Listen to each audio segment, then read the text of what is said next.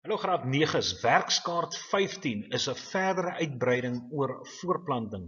So kom ons kyk so 'n bietjie na nog 'n paar terme wat julle moet ken. Heel eers een is ovulasie. Nou ovulasie is wat by dames gebeur wanneer hulle 'n eierselletjie vrystel. En ons weet dis die ovariums of die eierstokke waar die eierselle geproduseer word. So sodra daai ovarium of 'n eierstok 'n eierselletjie vrystel, wat geslagsryp is, met ander woorde, dis reg vir bevrugting of versmelting met die spermsel, maar daai proses van vrystelling, dit staan bekend as ovulasie. En daar is net vir julle 'n prentjie wat vir julle illustreer. So daar sit 'n ovariumpie daarso, en daar kan julle sien word 'n jong eierselletjie of geslagsryp eierselletjie vrygestel, en hierdie proses is ovulasie. As ons kyk na die voering wat verdik, dis nog iets wat gebeur natuurlik tydens die voorplantingssiklus, is wanneer daai eierselletjie gevorm word daar alreeds hormone vrygestel deur die ovarium wat solank hierdie binnevoering van die baarmoeder voorberei, sodat as bevrugting wel plaasvind, dat daai ontwikkelende embriootjie homself kan inplant binne die baarmoederwand. En daarvoor moet die baarmoederwand reg wees daarvoor. En dit is wat ons bedoel by die baarmoederwand verdik. Dit raak meer bloedvatryk en ook is natuurlik meer klierselle wat ook daar ontwikkel, maar hy raak dikker. So dis die voering wat verdik, dis deel daarvan. En dan natuurlik praat ons van menstruasie. So indien daai geslagsryp eierselletjie, daai eierselletjie, indien bevrugting nie plaasvind nie. So kom ons stel dit vir julle so, as daai eierselletjie hier vrygestel word, dan beweeg daai eierselletjie, dan gaan lê hy so in die fallopius buis. En dan moet 'n spermselletjie al die pad kom vir bevrugting om plaas te vind. Maar indien bevrugting nie plaasvind nie, na 'n paar dae word daai eierselletjie afgebreek en daai binnevoering van die baarmoederwand begin ook losskeer en dit word uitgewerp en dit is wat menstruasie is. Right, so daar het julle so 'n eierselletjie wat onbevrug is, as ook hierdie binnevoering van die baarmoeder wat ontwikkel het, skeer ook los en dit word dan vrygestel. Dis menstruasie. En die tydperk van hierdie menstruasiesiklus, vanaf die herstel plaasvind totdat die ontwikkeling plaasvind, totdat menstruasie weer plaasvind, 'n volledige menstruele siklus duur by die dames 28 dae. En dit gebeur gewoonlik wanneer die dames in puberteit ingaan, die meisies in puberteit, maar 28 dae. As ons kyk hier na geslagsomgang, beteken dood eenvoudig wanneer die penis in die vagina geplaas word, ejakulasie vind dan natuurlik plaas en semen word binne die vroulike geslagsstelsels vrygestel. En dit is wat geslagsomgang behels, is daai. Net hierdie penis wat in die vagina ingeplaas word, staan eintlik bekend as kopulasie. En dan soos ek sê, as jy 'n orgasme bereik, vind ejakulasie plaas en die hele doel daarvan is die manlike geslagsvloeistowwe vrygestel word, waarin sperms natuurlik is, en dan daai spermpies al die pad swem, sodat hopelik bevrugting kan plaasvind. Okay, maar dit is geslagsomgang. Dit behels almal daai prosedure. Bevrugting, soos ek vir julle gesê het, is die spermselletjie, wat jy daar sien, het 'n eierselletjie, het 'n kernkie, 'n selkern binne in hom. En dieselfde met die eierselletjie, dit het ook 'n selkerne. En wanneer daai twee selkerne versmelt, hier sien julle nou 'n spermselletjie wat by 'n eiersel uitkom. En dit gee ook vir jou 'n idee van 'n groot eiersel is teenoor 'n spermsel. 'n Spermsel is baie kleiner, maar binne in daai kopgedeelte is daar 'n kern en binne in hierdie eiersel is daar 'n kern. So wanneer daai twee kerne versmelt, dan praat ons van bevrugting en die sel wat dan vorm na daai versmelting staan bekend as 'n sigoot. En dan natuurlik die ontwikkeling van hy sigoot oor 'n periode van 40 weke. Dit staan bekend as swangerskap of die dragtyd. En in graad 12 leer julle dit as gestasie. Maar op graad 9 vlak kan julle dit maar onthou as dis die swangerskapperiode. As vanaf bevrugting plaasgevind het en 'n sigoot ontwikkel, is daai ontwikkeling van 'n sigoot na 'n embrio en van 'n embrio na 'n fetus toe. Dit alles staan bekend as jou swangerskapperiode of jou dragtydperk. As ons nou kyk na implanting, nou nadat bevrugting plaasgevind het, dan beweeg daai sigoot en soos die sigoot beweeg na die baarmoeder toe, dan begin hy verander deur 'n proses wat bekend staan as mitose. Die selle begin verdeel en dan raak 'n embrio en na 'n sekere hoeveelheid weke, min of meer 8 weke, dan raak die embrio fetus en dan tot en met 40 weke toe raak hy fetus al groter tot by die punt waar geboorte gaan plaasvind. Maar vir daai embrio om verder te ontwikkel, moet die embrio inplant in daai baarmoederwand wat homself voorberei het. En ons het gesê van die voering wat verdik. So die embrio gaan plant daarin en dan ontwikkel hy verder. So daai is wat bekend staan as implanting. Dis wanneer die embrio heg aan daai baarmoedervoering in die binnekant wat verdik het. En dan soos ek sê, fetus is deel van die ontwikkelingsfases. Van as hy groot raak, die embrio raak 'n fetus. Okay, maar dis min of meer, soos ek sê, na 8 weke of 2 maande, dan noem ons die embrio vir die eerste keer 'n fetus. Vrugwater. Nou vrugwater is wat die ontwikkelende fetus omring of die ontwikkelende embrio omring. Daar's 'n membraan reg om die fetus wat bekend staan as die amnion. Tussen die amnion en die fetus is daar vloeistof. Dit staan bekend as vrugwater. Aanvanklik het dit 'n voedingsfunksie en later dan help dit natuurlik ook met skokabsorbering en natuurlik om die fetus klam te hou. Dat selletjies nie uitdroog nie, stel dit so. En dan kry jy 'n placenta. Nou daar kan jy die placenta sien. Dis daai gedeelte van die baarmoederwand wat verdik en dit raak so bloedvatryk en klierryk. Dit begin 'n sak vorm, so bloedvatryke sak en dit is die placenta. En natuurlik daai placenta word met die babietjie verbind, ons praat van 'n fetus hier op daai stadium, met wat bekend staan as 'n naalstring. En deur daai naalstring is waar voedingsstowwe en suurstof natuurlik gaan vanaf die placenta na die fetus toe, en dan soos wat die fetus se selle hulle funksies verrig en jy koolstofdioksied en afvalstowwe vervaardig, gaan dit weer die naalstring, daai koolstofdioksied en afvalstowwe na die placenta toe. So dit is hoekom jy daai funksies sien. Dit voorsien voedingsstowwe en suurstof en verwyder afvalstowwe en koolstofdioksied. En dan die geboorteproses is daai area, die cervix area, daar spiere daar wat gaan verslap. En dan die spiere wat hierso deel vorm van die baarmoeder, die boonste gedeelte van die baarmoeder. Daai spiere gaan begin saamtrek. En wanneer daai spiere saamtrek en hierdie opening verslap 'n bietjie, word hierdie fetus deur daai opening deurgedruk en dan by die geboortekanaal waar die vagina is, word dan uitgewerk by die vrou uit. En dit is wat die geboorteproses is. Alright. Maar die spiere wat daar saamtrek en spiere wat daar so ontspan. En dan stowwe wat die fetus kan benadeel, baie belangrik. Onthou, daai stowwe kan actually deur die bloedstroom opgeneem word. En daar's bloedvate van die fetus binne in die naalstring.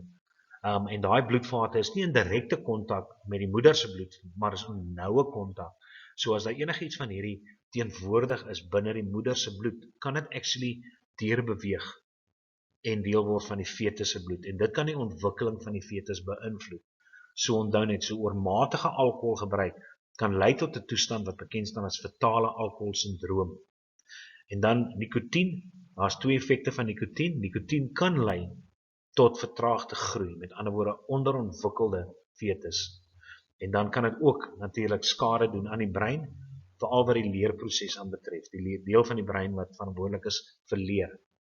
Okay, so daar is maar net effekte. Maar behalwe nikotien en drank kan daar natuurlik ook dwelms van die moeder se bloedstroom deurbeweeg na die fetus se bloedstroom toe.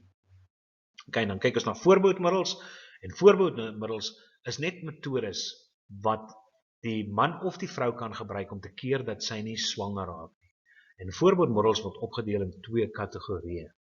Daar's hierdie kategorie wat keer dat daar nie kontak kom tussen spermselle en eiersel nie. Soos byvoorbeeld manlike kondome, daar's 'n vroulike kondoom, daar's 'n diafragma waar daar so gesit word, of daar's 'n servikale keppietjie wat die vrou ook kan gebruik. En dit blokkeer natuurlik sperms om nie deur die cervix area by die baarmoeder op te beweeg en dan by die eierselle uit te kom nie. So ons noem hierdie versperringsmetodes, hierdie kondome en die diafragma en dan die servikale keppietjie. Dan kry jy 'n ander groep middels wat keer dat al hierdie middels bevat hormone, of dit nou pille is, of dit patches is, of die inspuiting is, bevat hormone wat keer dat eierselle nie vrygestel word nie.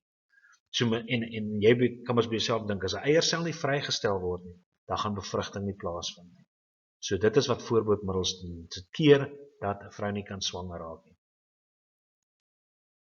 Okay, as ons kyk na die vraag, heel eerste enetjie is, waarom is dit belangrik dat die binnewand endometrium van die baarmoeder of uterus elke maand moet verdik? Dis om homself voor te berei vir moontlike implanting, sodat as bevrugting plaasvind, daai embriootjie wat vorm, dat hy homself kan vestig binne die baarmoeder en verder ontwikkel tot 'n fetus natuurlik. Maar as dit nie gebeur nie, dan gaan implanting nie kan plaasvind nie en jy gaan 'n probleem hê. Hoe lank duur die menstruasie siklus gewoonlik? Ons het gesien is 28 dae. Verduidelik wat met die binnewand van die uterus gebeur indien bevrugting nie plaasvind nie. As bevrugting nie plaasvind nie, dan skeer die binnevoering van die uterus of die baarmoeder skeer los en dit word dan uitgewerk. Volgende een keer is waar vind bevrugting gewoonlik plaas? Dis in die fallopius buis, want dis waar die eierselletjie gaan lê en wag vir die spermselletjie. In die fallopius buis, of julle noem dit ook die eierleier. Wat word gevorm wanneer 'n spermsel en eiersel tydens bevrugting versmelt? Dis 'n sigoot. 'n Sigoot is die selletjie wat vorm, maar daar gee ons eintlik vir jou die antwoord. So die volgende vraag is, die sigoot ondergaan herhaaldelike seldelings om wat te vorm? Daar gee ons sommer die volgende vraag weer vir jou die antwoord. 'n Embrio. Nou vra ons vir jou, wat word die embrio 2 maande of 8 weke na bevrugting genoem? Ons noem dit dan 'n fetus. Bestudeer die onderstaande voorstelling en beantwoord dan die vraag wat volg. So hierso kan julle sien, is die binnekant van die baarmoeder van 'n vrou. Julle kan sien die ontwikkelende fetus hier daar. Op hierdie stadium is hy eintlik nie 'n embrio nie, hoor. Die stadium kan ek vir jou sê word hy 'n fetus genoem. Maar in die case, en daar sit jy met die placenta, daar sit jy met vrugwater wat hier buite om sit. Jy sit daar so met die buitenste membraan wat 'n amnion genoem word. Buite die amnion is 'n chorion, dis alles vliese wat buite hom voorkom. Nou is die eerste een, noem die funksie van vrugwater. Aanvanklik het vrugwater 'n voedingsfunksie, maar as ek sê later aan het hy 'n beskermende funksie en hy hou ook natuurlik die selle vochtig, laat dit nie uitdroog nie. Wat word die vliese genoem wat die amnion vloeistof omring? Die vlies is die amnion. Die amnion is die vlies wat die amnion vloeistof omring. Noem die funksie van die placenta. Nou die placenta het ons gesê is verantwoordelik om suurstof en voedingsstowwe te voorsien aan die fetus via die naelstring en natuurlik ook ontslae te raak van koolstofdioksied en afvalstowwe wat vanaf die fetus kom via die naelstring. Waardeur word die placenta en die fetus verbind? Ek het sopas die antwoord vir julle gegee, dis naelstring. Hoe lank duur swangerskap gewoonlik? Om en by 40 weke. Beskryf kortliks wat tydens geboorte gebeur. Terwyl die spiere van die baarmoeder gaan begin saamtrek, terwyl die spiere van die cervix gaan verslap. En dan gaan die fetus deur die cervix area en deur die geboortekanaal geforseer word. En dit is wat geboorte is. Watter skadelike stowwe kan nie deur die placenta gekeer word nie en beweeg dan deur die fetus? Wel, ons het net gekyk na 3, wat nikotien is, wat drank is en wat dwelms is. Wat is die invloed van sigaretrook en alkohol op die baba? Wel, die alkohol kan 'n toestand veroorsaak wat bekend staan as fatale alkoholsindroom baba, wat natuurlik 'n klomp ontwikkelende probleme het. En jy kan dit gaan opsoek ook. Sigarette kan lei tot jou brein wat nie meer so lekker kan dink nie. So jy sit met vertraagde denkpatrone en dit kan ook lei tot groei wat gestrem word. Aan woorde onderontwikkeling wat groei aan betref. Wat is kontrasepsie of voorbehoeding?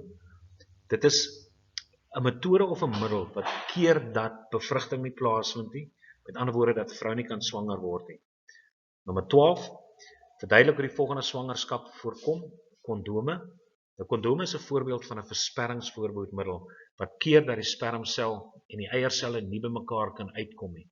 En as nie by mekaar kan uitkom nie, kan bevrugting natuurlik nie plaasvind en dit keer swangerskap. Voorbehoedpille of inspuitings bevat natuurlik die hormone. En daai hormone gewoonlik keer dat eierselle nie vrygestel gaan word nie. So dit keer die ontwikkeling van eierselle en dan ook die vrystelling van eierselle. En as daar geen eierselle is nie, kan 'n spermsel niks bevrug nie. En dan laastens, definieer die volgende terme. Aborsie is wanneer daar probleme kom met die ontwikkeling van 'n embrio of 'n fetus, gaan die liggaam dit afbreek en uitwerk en dit staan bekend as aborsie. Onvrugbaarheid is wanneer daar probleme is met die spermselle of eierselle wat nie bevrugting kan bewerkstellig nie.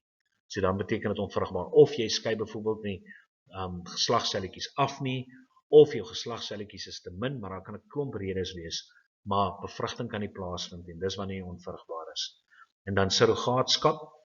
As 'n surrogaatmoeder tree gewoonlik in by 'n moeder wat nie kan swanger raak nie, as gevolg van die feit dat sy miskien 'n probleem het met haar baarmoeder waar implanting nie plaasvind nie. So dan gebruik hulle van 'n surrogaatmoeder. So hulle nog steeds die pa se sperm en die ma se eierselle bevrugting vind plaas buite die liggaam, embrio ontwikkel en dan plant hulle daai embrio in 'n ander moeder se baarmoeder wat dan die swangerskap meemaak.